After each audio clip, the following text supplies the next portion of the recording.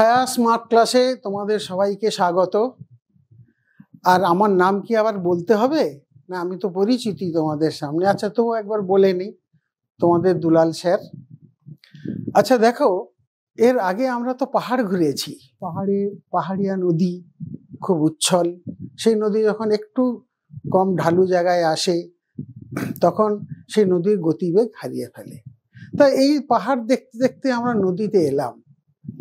নদী প্রাণবন্ত, নদী উচ্ছল, আর সেই নদী পাহাড় থেকে অনেক জিনিস, বিশেষ করে পাথরের টুকরো ভেঙে ভেঙে গড়িয়ে গড়িয়ে নিয়ে আসে।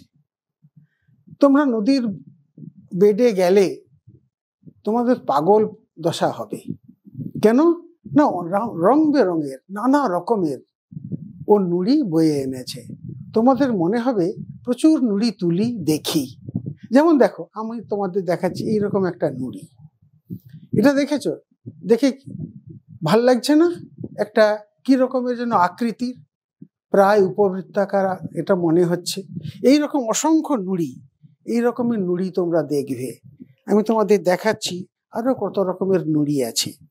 দেখো এগুলো কত ট্রান্সপারেন্ট, সাদা, লাল। এই লালটা হলো কি, এইটাকে যদি তোমরা ভাঙো কি দেখবে জানো তো?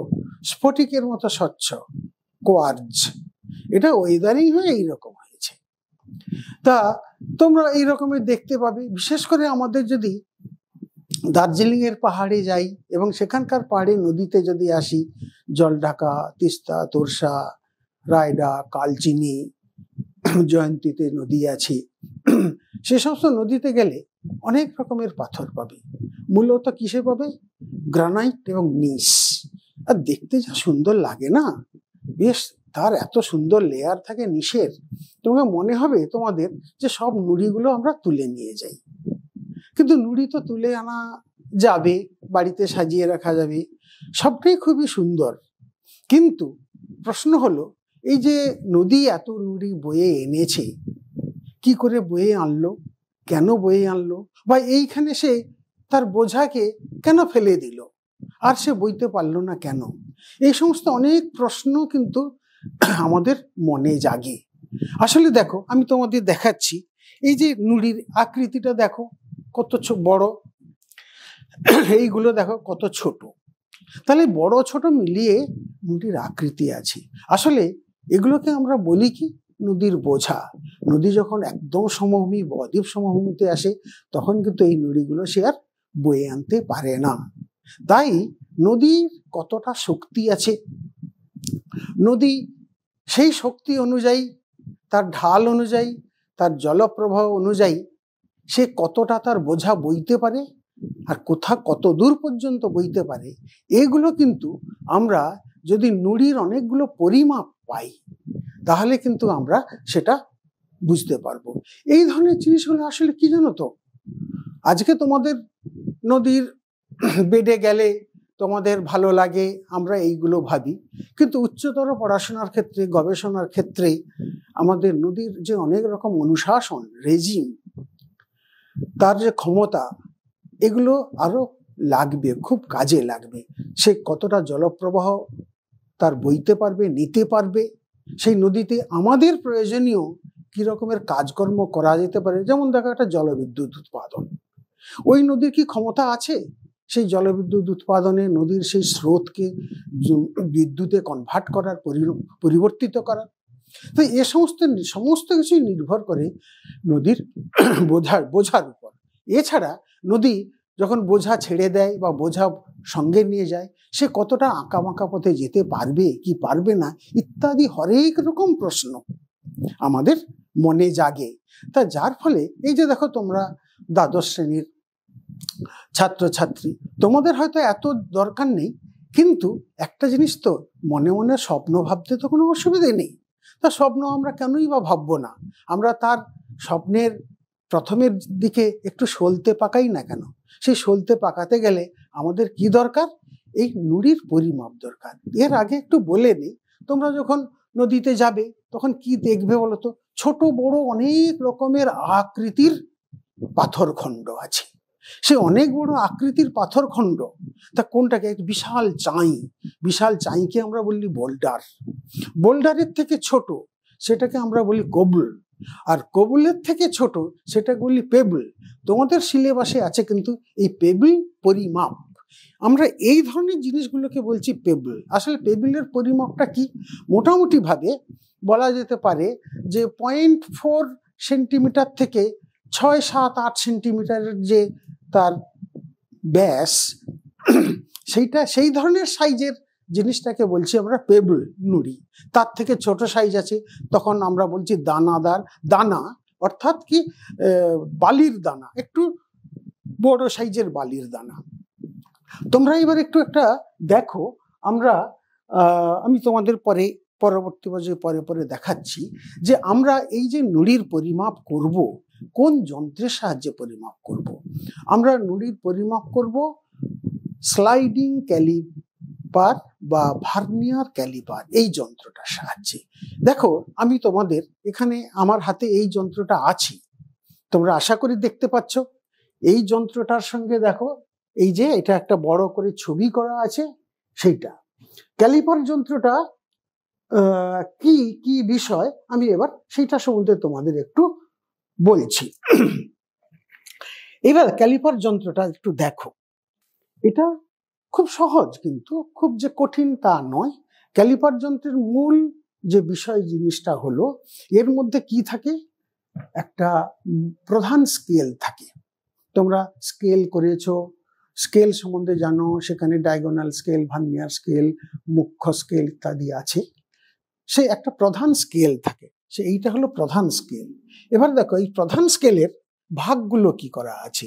প্রধান স্কেলের ভাগটা আমরা দেখতে পাচ্ছি যে একটা নিচের অংশটা দেখো এই যে ভাগ, সেন্টিমিটারে ভাগ করা আছে, আর 1 সেন্টিমিটারকে কি করা আছে, 10 ভাগ করা আছে। আর উপরেরটা কিন্তু ইঞ্চিতে ভাগ করা আছে। 1 ইঞ্চকে কত ভাগ করা আছে না, বলছি দেখো 16 ভাগ করা আছে। 1 ইঞ্চিকে 16 ভাগ করা আছে। আমরা ইঞ্চিটাতে যাচ্ছি না, আমরা তো সেন্টিমিটার স্কেলে যাচ্ছি। কেন সেন্টিমিটার স্কেলে যাচ্ছি না, আমাদের দরকার সূক্ষ্ম পরিমাপ, এইটাই। তাহলে আমরা এইটাকেই দেখব। তাহলে এইটা হচ্ছে একটা মূল স্কেল। এই মূল স্কেলের গায়ে কি কি আছে দেখো। মূল স্কেলের গায়ের সঙ্গে লেখা আছে একটা ভার্নিয়ার স্কেল। কেন ভার্নিয়ার স্কেল করা আছে না, প্রধান স্কেলের যে সূক্ষ্মতম ভাগ, তাকে আরো সূক্ষ্মতম পরিমাপ করতে গেলে আমাদের দরকার ভার্নিয়ার স্কেল। অর্থাৎ ভার্নিয়ার স্কেল হচ্ছে মুখ্য স্কেলের বা প্রধান স্কেলের ভগ্নাংশ পরিমাপ করার জন্য। তার মানে ভগ্নাংশেরও ভগ্নাংশকে পরিমাপ করা হচ্ছে। আমরা দেখো মুখ্য স্কেল সেন্টিমিটারে বলা আছে, তাহলে 1 সেন্টিমিটারকে 10 ভাগ করা আছে, তার মানে 1 মিলিমিটার। তাহলে 1 মিলিমিটার মানে 0.1 সেন্টিমিটার। তাহলে সেই 0.1 সেন্টিমিটারেরও সূক্ষ্ম ভাগ আমরা পাবো এই ভার্নিয়ার স্কেলের সাহায্যে। তোমরা ভার্নিয়ার স্কেল পড়েছো, আগে 11-এ পড়েছো, বাকিটা তোমরা 12-এ আসবে, শিখবে, আমি তোমাদের বলছি। তাহলে এই হলো মুখ্য স্কেল, আর এটা হচ্ছে ভার্নিয়ার স্কেল। এইবারে দেখো এখানে কি কি আছে যন্ত্রের মধ্যে দেখো এই যে এই অংশটাকে বলা হচ্ছে চোয়াল। এই অংশটাকে বলা হয় চোয়াল। এই যে আমাদের যেমন মুখের চোয়াল, আমরা নড়াচড়া করছি, আমরা কোনো মুখের মধ্যে কোনো জিনিস চেপে রাখছি, এইটা হচ্ছে চোয়াল। বা আমরা অনেকে এই চোয়াল বলে, অনেকে দাঁড়া বলে, নানা রকম ভাবে বলে, কিন্তু বিষয়টা এটাই, দাঁত বলে, এইটাই। তাহলে দেখো এর মধ্যে কি আছে, এই যে চোয়াল, এই নিচের দুটো চোয়াল আর উপরের দুটো চোয়াল। দেখো নিচের দুটো চোয়াল এবং উপরের দুটো চোয়াল, এই যে দেখো এইখানটাতে, আমি তোমাদের এই যন্ত্রটাতে দেখো আছে নিচের দুটো চোয়াল, এই দুটো, আর এইটা হচ্ছে উপরের দুটো চোয়াল। দুটোর কিন্তু 2 রকমের কাজ। যাই হোক আসছি, এটা হচ্ছে তাহলে এই দুটো চোয়াল, এটা নিচের চোয়াল, উপরের চোয়াল। এই চোয়ালের মধ্যে দেখো 1 জোড়া করে চোয়াল পেয়েছি। এই চোয়ালটা হচ্ছে, এই দুটো চোয়াল, অর্থাৎ এটাকে বলা হচ্ছে বাইরের দিকের চোয়াল। এই বাইরের দিকের চোয়ালটাকে বলা হচ্ছে অনড়, ফিক্সড, এটা কিন্তু নড়বে না। আর যে চোয়াল দুটো আছে দেখো, এইটা ভার্নিয়ার স্কেলের সঙ্গে কিন্তু একদম যুক্ত। অর্থাৎ ভার্নিয়ার স্কেলটাকে যখন নড়ানো যাবে, এই চোয়াল দুটোও কি করবে, নড়বে। অর্থাৎ এইগুলোকে আমরা বলছি চলনশীল চোয়াল, মুভেবল জ। এইটা ভার্নিয়ার স্কেলের সঙ্গে যেটা লাগানো আছে। এইবারে দেখো ভার্নিয়ার স্কেলটাকে কি করা হয়, ঠেলে এই এই চোয়ালের কাছাকাছি আনা, দূরে আনা, এর মধ্যে রাখার জন্য। এই জন্য এইটাকে বলছে পুলি, এটা চাকা মতো আছে, আমরা আঙুল দিয়ে এইটাকে আমরা ঠেলবো। আমি তোমাদের দেখাচ্ছি, দেখো। আচ্ছা দেখো, এই যে চোয়াল দুটোকে দেখো, তাহলে এই দুটো চোয়াল হচ্ছে অনড়, ফিক্সড, আর এই দুটো চোয়াল হচ্ছে মুভেবল, চলনশীল চোয়াল।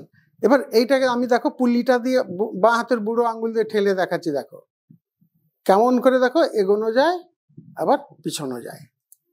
এবার কোনো বস্তুকে যদি আমি এইটার মধ্যে রেখে দিই, যদি পরিমাপের জন্য, আমাদের ধরো এখানে নুড়ি পরিমাপ করতে হবে, তখন এই দুটো পুলির সাহায্যে এটাকে ঠেললাম, ঠালার পর যেখানে দুটো আবদ্ধ হয়ে গেল, তারপরে কি করতে হয়, এইটাকে যে ক্লাম্পিং স্ক্রু, অর্থাৎ আটকানোর স্ক্রু, এইটা দিয়ে আমরা এটাকে কি করলাম, ক্লকওয়াইজ ঘুরে আটকে দিলাম। এই আটকে দিলে কি হবে, এ আর নড়বে না।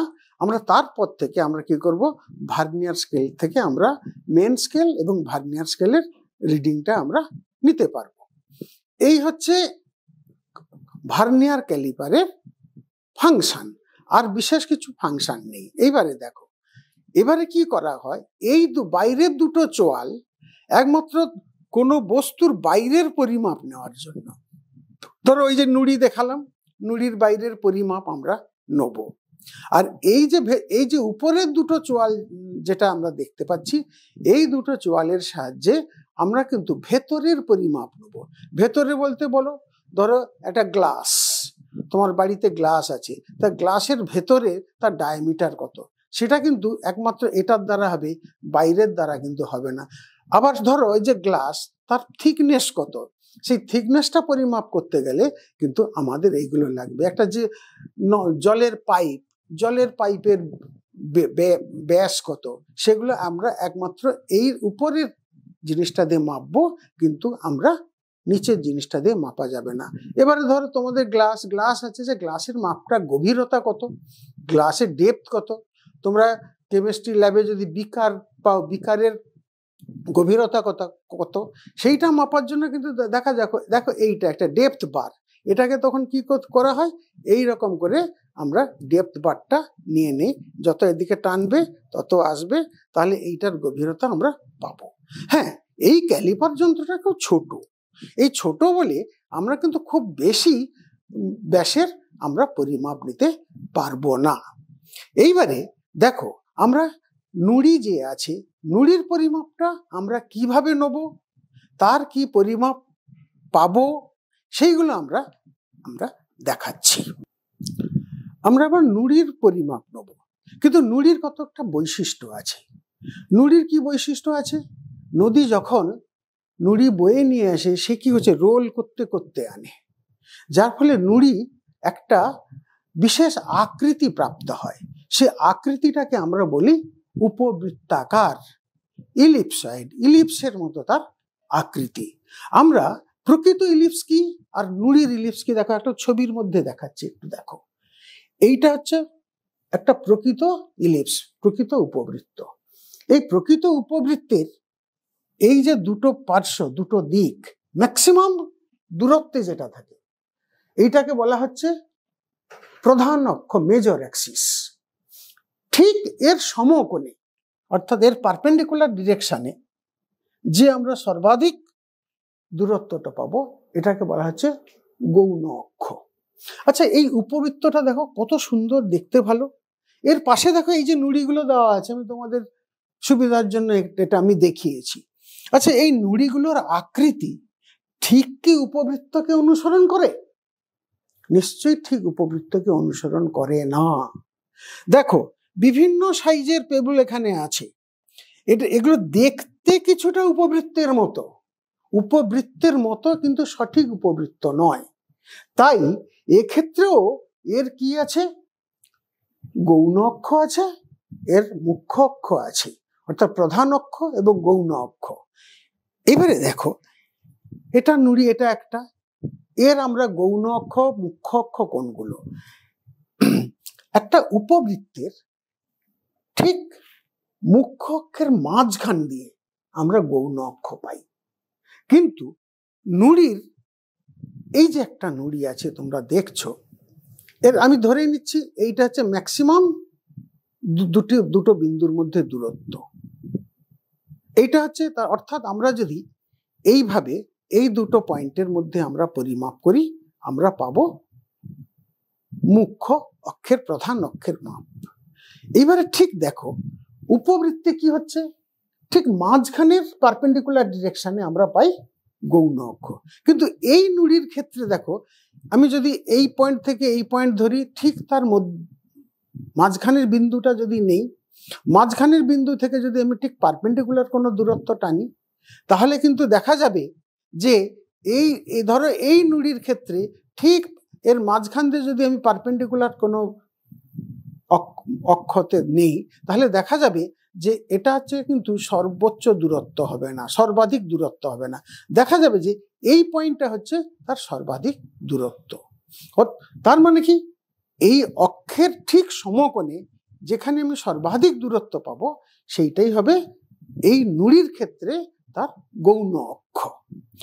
ঠিক মাঝখানে নয়, কিন্তু মাঝখানের ক্ষেত্রে হলে কি হবে, তা আমরা বলতে পারি সেটা ইন্টারমিডিয়েট। অর্থাৎ এই দুটো বিন্দুর মাঝখানে কোনো যদি আমরা নেই, তাহলে সেটা হবে ইন্টারমিডিয়েট, অর্থাৎ মধ্যবর্তী অক্ষ।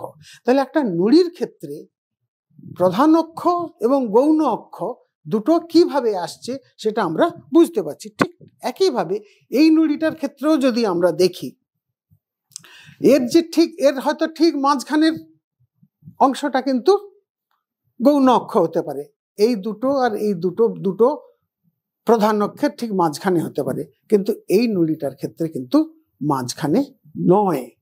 তাহলে দেখো, একটা উপবৃত্তের ঠিক মাঝখানে মধ্যবিন্দু থেকে আমরা পারপেন্ডিকুলার টানলে আমরা গৌণ অক্ষ পাবো, কিন্তু একটা নুড়ির ক্ষেত্রে কিন্তু মাঝখানটা হতেই হবে, ঠিক প্রধান অক্ষের ঠিক মধ্যবিন্দু হতেই হবে, এই রকমের কিন্তু কোনো নিশ্চয়তা নেই, হবে না, না হওয়ারই সম্ভাবনা বেশি। অতএব আমরা দেখে নেব কিভাবে আমরা এর প্রধান অক্ষ এবং গৌণ অক্ষ পরিমাপ করতে পারি। আচ্ছা, পেবল পরিমাপের আগে তোমাদের ভার্নিয়ার স্কেল সম্বন্ধে কিন্তু পরিপূর্ণ জ্ঞান থাকা দরকার, না হলে আমরা অতি সূক্ষ্মতম মাপটা পাবো না। ভার্নিয়ার স্কেল 1631 খ্রিস্টাব্দে পিয়ের ভার্নিয়ার, ফরাসি গণিতবিদ, তিনি কিন্তু এর উদ্ভাবক। তা যাই হোক, ভার্নিয়ার স্কেল এর একার কোনো অস্তিত্ব নেই। এই স্কেলটাকে সবসময়ের জন্য মেন স্কেলের গায়ে লেপ্টে থাকতে হবে। অর্থাৎ মেন স্কেল এবং ভার্নিয়ার স্কেল দুটো মিলেই হবে এই ভার্নিয়ারের রিডিং পার্ট হবে। ওই জন্য আলাদা করে কেউ যদি বলে যে ভার্নিয়ার স্কেল আঁকো, তাহলে কিন্তু আঁকা যাবে না, বা ভার্নিয়ার স্কেল সম্বন্ধে বলো, তাহলে কিন্তু বলা যাবে না। অর্থাৎ মেন স্কেলের সঙ্গে গায়ে লেপ্টে থাকবে সবসময়ের জন্য, এবং মেন স্কেলের পরিমাপের সঙ্গে এই ভার্নিয়ার স্কেলের পরিমাপটা নির্ভর করে। তাহলে দেখো, আমরা ভার্নিয়ার স্কেলের জিনিস জানতে গেলে তাহলে মেন স্কেলের ভাগ এবং ভার্নিয়ার স্কেলের ভাগ এবং ভার্নিয়ার স্থিরাঙ্ক, ভার্নিয়ার কনস্ট্যান্ট, এই কয়েকটা বিষয় তোমাদের জানতে হবে। তাহলে দেখো, মেন স্কেল আমি আগেই বলেছি যে স্লাইডিং ক্যালিপারে আমাদের পরিমাপের জন্য, অর্থাৎ নুড়ি পেবল পরিমাপের জন্য আমরা কি করি, মিলিমিটার, সেন্টিমিটার স্কেল আমরা করেছি, এবং সেন্টিমিটার স্কেলটি মিলিমিটারে, অর্থাৎ 10 ভাগে ভাগ, অর্থাৎ 1 মিলিমিটারে ভাগ। তাহলে প্রধান স্কেল আমরা কিভাবে পড়তে পারি, মিলিমিটার পর্যন্ত পড়া যায়। আর ভার্নিয়ার স্কেল পড়তে গেলে ওই মিলিমিটারেরও সূক্ষ্ম ভাগটা আমরা ভার্নিয়ার স্কেলের সাহায্যে পড়ব। কিন্তু তার আগে জানো ভার্নিয়ার স্কেলের একটু গঠন রীতি কি করে করা হয়। এইখানে একটু খেয়াল করে দেখো, আমি একটা জিনিস দেখাচ্ছি। এই নিচের অংশটা কিন্তু মেন স্কেল। ধরে নাও এটা 1 সেন্টিমিটার আছে। কটা ভাগ আছে দেখো, 10টা ভাগ আছে। এটা 10টা ভাগ আছে। তাহলে 10 ভাগ, অর্থাৎ আমরা প্রধান স্কেলকে, মুখ্য স্কেলকে আমরা মেন স্কেলকে কিভাবে 10 ভাগে ভাগ করছি। অর্থাৎ ধরে নাও আমরা এইখানে 1 সেন্টিমিটারকে আমরা কি করেছি, 10 ভাগে ভাগ করেছি। তাহলে ভার্নিয়ার স্কেল গঠন করতে গেলে তখন কি করতে হচ্ছে, সবসময়ের জন্য মনে রাখবে, আমরা এই মেন স্কেলের 9 ভাগ অর্থাৎ মুখ্য স্কেলের 9 ভাগ নেব। 9 ভাগ নিয়ে আমরা ভার্নিয়ার স্কেল গঠন করব। তাহলে মেন স্কেলের 9 ভাগকে কি করব না, ভার্নিয়ার স্কেলে অর্থাৎ 10 ভাগে পরিণত করব। মেন স্কেলের 9 ভাগকে ভার্নিয়ার স্কেলে আমরা 10 ভাগে ভাগ করব। তাহলে একটা বিষয় তোমরা একটু দেখো কি হচ্ছে, এইখানে একটু খেয়াল করে দেখো, এর 9 ভাগের যে দৈর্ঘ্য দূরত্ব আছে একটা ভাগে, দেখো ভার্নিয়ার স্কেলে কিন্তু সেই দূরত্বটা কি হচ্ছে, অর্থাৎ দৈর্ঘ্যটা কম, স্বাভাবিক, এর 9 ভাগকে 10 ভাগ করছে। অর্থাৎ ভার্নিয়ার স্কেলের কি হচ্ছে, এক এক ভাগের মান কমে যাচ্ছে, কম হতেই হবে। তাহলে কত কম, এটাই হচ্ছে আমাদের জানা, যতটা কম হবে এটাই হবে ভার্নিয়ার স্থিরাঙ্ক, ভার্নিয়ার কনস্ট্যান্ট। এইবারে দেখো কি করে এটা আমরা নির্ণয় করতে পারি। তাহলে একটা কথা শুধু বলা যায়, মেন স্কেলের অর্থাৎ প্রধান স্কেলের একটা ভাগের দৈর্ঘ্য আর ভার্নিয়ার স্কেলের একটা ভাগের দৈর্ঘ্যের যে তফাৎ, পার্থক্য, তাকে বলা হচ্ছে কি ভার্নিয়ার স্থিরাঙ্ক। আমরা এখানে আমি একটু লিখছি, তোমরা একটু খেয়াল করে দেখো তাহলে কিভাবে পেতে পারি।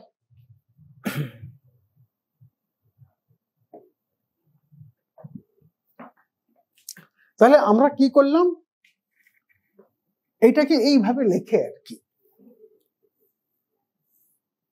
9:10। এই কথার কি অর্থ হলো, মেন স্কেলের 9 ভাগ আর সমান ভার্নিয়ার স্কেলের 10 ভাগ। এই তো, তাহলে আমাদের এই ক্যালিপার যন্ত্রে মেন স্কেলের 9 ভাগ মানে কত, 0.9 সেন্টিমিটার। তার মানে আমরা কি করলাম, 0.9 সেন্টিমিটার, তাকে ক ভাগ করলাম, দেখো 10 ভাগ। তাহলে 0.9 সেন্টিমিটারকে যদি আমরা 10 ভাগ করি তাহলে আমরা কত মান পাবো, তাহলে ভার্নিয়ার স্কেলের একটা ভাগের মান হয়ে গেল কত, 0.09 সেন্টিমিটার। বুঝতে পেরেছ? তাহলে ভার্নিয়ার স্কেলের একটা ভাগের মান 0.9 সেন্টিমিটার, আর মেন স্কেলের একটা ভাগের মান কত, যদি আমরা 1 সেন্টিমিটারকে 10 ভাগ করি তাহলে কত পাচ্ছি, তাহলে 0.1 সেন্টিমিটার, তাই না? তাহলে আমরা ভার্নিয়ার কনস্ট্যান্ট, এটা সংক্ষেপে দেখো এইভাবে লেখে, ভার্নিয়ার কনস্ট্যান্ট ভিসি অর্থাৎ ভার্নিয়ার স্থিরাঙ্ক বা ভার্নিয়ার ধ্রুবক। আমি একটু আগে কি বললাম, মুখ্য স্কেলের 1 ভাগের মান ও ভার্নিয়ার স্কেলের 1 ভাগের মানের যে পার্থক্য, তাহলে মুখ্য স্কেলের 1 ভাগের মান কত, 0.1 সেন্টিমিটার, তাহলে 0.1 সেন্টিমিটার, আর ভার্নিয়ার স্কেলের 1 ভাগের মান কত, তার পার্থক্য, তাহলে 0.09 সেন্টিমিটার।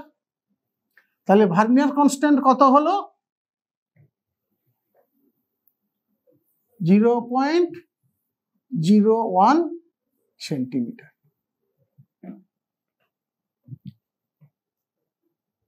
তাহলে ভার্নিয়ার কনস্ট্যান্ট, ভার্নিয়ার ক্যালিপারে আমরা কত পেলাম, 0.01 সেন্টিমিটার। এইটা হচ্ছে ভার্নিয়ার কনস্ট্যান্ট। আচ্ছা, আমরা ভার্নিয়ার স্কেল, ভার্নিয়ার কনস্ট্যান্ট জানলাম।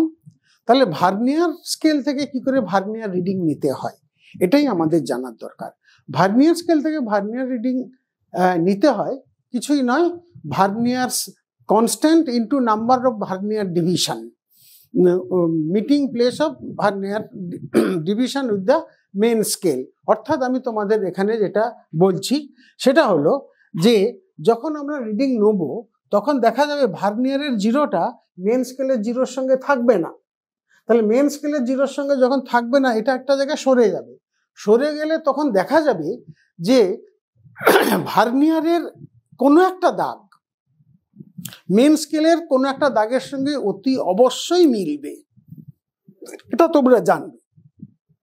তাহলে আমাদের দেখতে হবে ভার্নিয়ারের কত নম্বর দাগ মেন স্কেলের কোনো একটা দাগের সঙ্গে মিলেছে।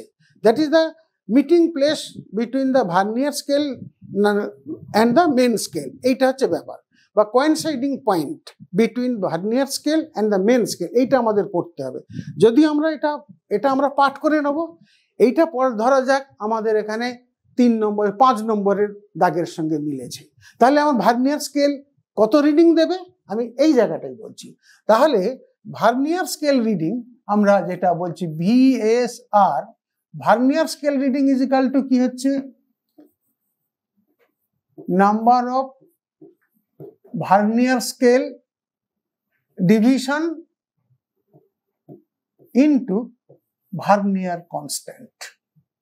এইটা হলে আমরা ভার্নিয়ার স্কেল থেকে রিডিং পেয়ে যাব। আমাদের এই ক্যালিপার যন্ত্রে তাহলে আমি কোনো একটা নুড়ির পরিমাপ নিচ্ছি, ওটা দেখাচ্ছি তোমাদের, যে দেখা গেল যে ভার্নিয়ার স্কেল হয়তো বা 4 নম্বর দাগের সঙ্গে ভার্নিয়ার স্কেলের 4 নম্বর দাগটা মেন স্কেলের কোনো একটা দাগের সঙ্গে মিলেছে। তাহলে সেক্ষেত্রে ভার্নিয়ার স্কেল কত রিডিং দেবে, তাহলে নাম্বার এখানে ধরে নিচ্ছি ভার্নিয়ারের 4 নম্বর দাগটা। আর ভার্নিয়ার কনস্ট্যান্ট কত না আমরা জানি 1 সেন্টিমিটার। তাহলে অর্থাৎ আমরা কত পাচ্ছি রিডিংটা, অর্থাৎ 0.04 সেন্টিমিটার। তাহলে ভার্নিয়ার স্কেল থেকে আমরা এটা রিডিংটা পেয়ে গেলাম। এই হলো ভার্নিয়ার স্কেল, এটা খুব সহজ জিনিস। এইবারে দেখো আমরা মেন স্কেল রিডিং একটা পাবো। মেন স্কেল আমরা নিশ্চয়ই যখন 1, 2, 3, 4 মিলিমিটার করে, অর্থাৎ 0.1, 0.2, 0.3 মিলিমিটার করে আমরা সেন্টিমিটার করে আমরা পাবো, তাহলে তখন আমরা মেন স্কেল সহজেই পড়তে পারবো। মেন স্কেল থেকে তখন আমরা রিড করতে পারবো 6.2 সেন্টিমিটার, 6.3 সেন্টিমিটার কি 6.4 সেন্টিমিটার, এই ধরনের আমরা রিড করতে পারবো। তাহলে দেখো এইবারে মেন স্কেল রিডিং একটা থাকবে। তাহলে মেন স্কেলটা আমরা সর্বনিম্ন কতটা পড়তে পারবো, ধরো একটা আমি উদাহরণ দিয়ে দিচ্ছি। তাহলে ধরো 6.30 আমরা সেন্টিমিটার রিড করলাম। এর কিংবা যদি এর থেকে বেশি বা কম রিড করতে পারি তাহলে 0.1 সেন্টিমিটার করে কম বেশি বাড়বে। হয়তো কোনোটা একটা পেলাম 6.6 সেন্টিমিটার। তাহলে ভার্নিয়ার স্কেল থেকে আমরা কি পাবো, ওই ধরে নিচ্ছি 6.6 থেকে 6.7 মাঝের কোনো একটা মান আমরা পাবো ভার্নিয়ার স্কেল থেকে। অর্থাৎ এটাই হচ্ছে সূক্ষ্মতম পরিমাপ।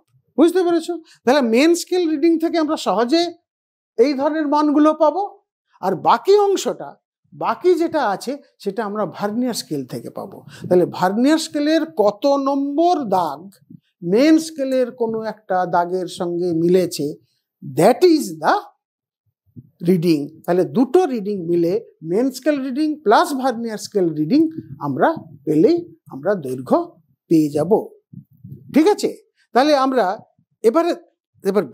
এবারে ক্যালিপার যন্ত্রের আর একটা জিনিস আছে। আমরা যে কোনো যন্ত্রই ব্যবহার করি না কেন তার একটা এরর থাকে। প্রিজমেটিক কম্পাস ব্যবহার করছি, এরর থাকবে। তাহলে সেইভাবে ক্যালিপার যন্ত্রেরও একটা এরর আছে। এই এররটা আমি তোমাদের এইখানে একটু দেখাচ্ছি। কি করে দেখাচ্ছি দেখো, একটা যন্ত্র যদি মেন স্কেলের 0 এবং ভার্নিয়ার স্কেলের 0 যদি মিলে যায়, যেমন দেখো এখানে দেখো মেন স্কেলের 0 এবং ভার্নিয়ার স্কেলের 0 মিলেছে, দেয়ার ইজ নো এরর। কিন্তু ইন জেনারেল একটা নতুন যন্ত্রে এই এররটা থাকে না। কিন্তু এটা বারে বারে ব্যবহার করতে করতে দেখা যায় কি, যখন আমরা এটাকে একদম দুটোকে কাছাকাছি, দুটো জকে যখন একদম জুড়ে দেবো, তখন দেখা যাচ্ছে যে মেন স্কেলের 0 এবং ভার্নিয়ারের স্কেলের 0 একটা পয়েন্টে নেই, হয় আগে বা পেছনে আছে, অর্থাৎ মেন স্কেলের ডান দিকে আছে বা মেন স্কেলের বাঁ দিকে আছে। এই ধরনের যখন ত্রুটিটা হয় সেটাকে বলা হচ্ছে শূন্য এরর, বা এটাকে আমরা কি বলি, যান্ত্রিক ত্রুটি। তাহলে এই ত্রুটিটাও কি করতে হয়, তোমার ওই সঠিক পরিমাপের সঙ্গে এটা নিয়ে নিতে হয়। অতএব ওই ত্রুটিটা আমরা খেয়াল করব, তবে তোমরা জানবে ত্রুটিটা নতুন যন্ত্রের ক্ষেত্রে ত্রুটি বিশেষ থাকে না। অতএব এরপরে আমরা দেখব কিভাবে একটা নুড়ির দৈর্ঘ্য পরিমাপ করা হয়। আচ্ছা, আমরা দেখো এবার নুড়ি পরিমাপ করব। এই নুড়ি দেখো, এর ছবিটা আছে, তোমরা বেশি করে বুঝতে পারবে। প্রথমে যেটা করতে হয়, এটাকে একটু বেশি করে ফাঁক করে নেবে। এবার এই নুড়িটাকে এর মাঝখানে আনবে, দুটো জয়ের মাঝখানে আনবে। আনার পর কি করবে, পুলিটা দিয়ে এটাকে পুরো একদম ঠেকিয়ে নেবে। দেখো, একদম দুটো বিন্দু মার্ক করার পর এটা ঠেকিয়ে নেবে। এটা ঠেকিয়ে নেওয়ার পর এইভাবে হয়ে গেল, চেপে গেল। এবার কি করতে হবে এটাকে, তাহলে আমরা যেটাকে বলছি প্রথমে স্থাপন, নুড়ি স্থাপন মাঝখানে, তারপরে এটাকে ঠেলে দিয়ে একদম সুন্দর করে পুলির সাহায্যে ঠেলে দিয়ে গায়ে ঠেকিয়ে নেবে, নুড়ি আবদ্ধকরণ। এবারে ভার্নিয়ারের এই দেখো ক্ল্যাম্পিং স্ক্রু দিয়ে এটাকে কি করবে, আটকে নেবে, অর্থাৎ আবদ্ধকরণ, অর্থাৎ ভার্নিয়ার স্কেলটা ক্ল্যাম্প হয়ে গেল। যখনই ভার্নিয়ার স্কেলটা ক্ল্যাম্প হয়ে গেল, এইবার তোমরা রিডিং নেবে। এই রিডিংটা কিভাবে নেবে সেটা এইখানে আছে। দেখো, এখানে বড় করে করা আছে, আশা করি তোমরা এখানটাতে দেখতে পাচ্ছ। এখানে কি দেখা যাচ্ছে, দুটো জিনিস। এইটা হচ্ছে ভার্নিয়ার স্কেলের 0, এই অংশটা। তাহলে ভার্নিয়ার স্কেলের 0 কতটা রিড করছে দেখো। যদি এখানে কিভাবে রিড করছে, কত দূর পর্যন্ত পড়তে পাচ্ছি, এটা হচ্ছে বক্তব্য। এখানে দেখা যাচ্ছে যে আমরা ভার্নিয়ার স্কেলের 0টা কত দূর পর্যন্ত পড়তে পাচ্ছি না, মেন স্কেলের 8.5। এইটা দেখো, এইটা 8, এটা 9 আছে, এটা তাহলে 8, তাহলে 8.5 পর্যন্ত কিন্তু আমরা মেন স্কেলটা রিড করতে পাচ্ছি। কিন্তু ভার্নিয়ারের 0টা ঠিক মেন স্কেলের 8.5 সেন্টিমিটারের গায়ে লেগে নেই। ও কি করছে, 8.5 আর 8.6 মাঝখানে মোটামুটি একটা জায়গাতে আছে। এইটা হচ্ছে, তাহলে আমরা মেন স্কেল রিডিং পেয়ে গেলাম কত না, 8.5। তাহলে এটা হলো main scale reading.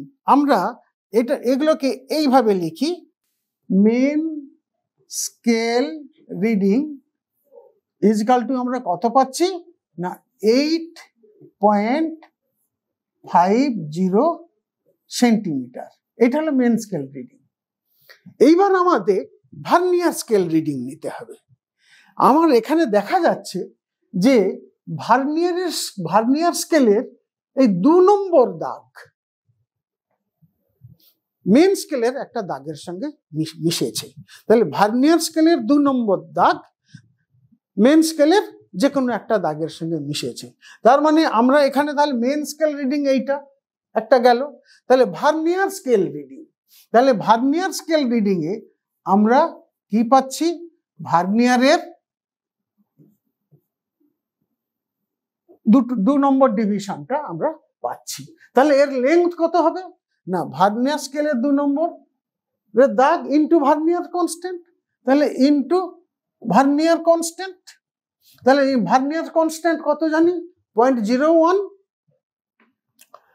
Vernier constant. তাহলে আমরা কত পাচ্ছি এইখানটাতে, তাহলে 2 ইন্টু 0.01 সেন্টিমিটার, অর্থাৎ আমরা পেয়ে গেলাম কত, 0.02 সেন্টিমিটার।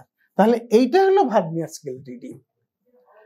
তাহলে আমরা এই নুড়ির দৈর্ঘ্য কত পেলাম, তাহলে এমএস আর plus VSR, MSR plus VSR, তাহলে এমএসআর কত 8.50 আর ভিএসআর কত 0.02, তাহলে যোগ করলে আমরা কত পেয়ে যাচ্ছি 8.52 সেন্টিমিটার। তাহলে নুড়ির প্রধান অক্ষের পরিমাপ আমরা এইভাবে পেলাম 8.52 সেন্টিমিটার। আশা করি তাহলে তোমরা পরিপূর্ণভাবে এটা সম্বন্ধে শিখলে।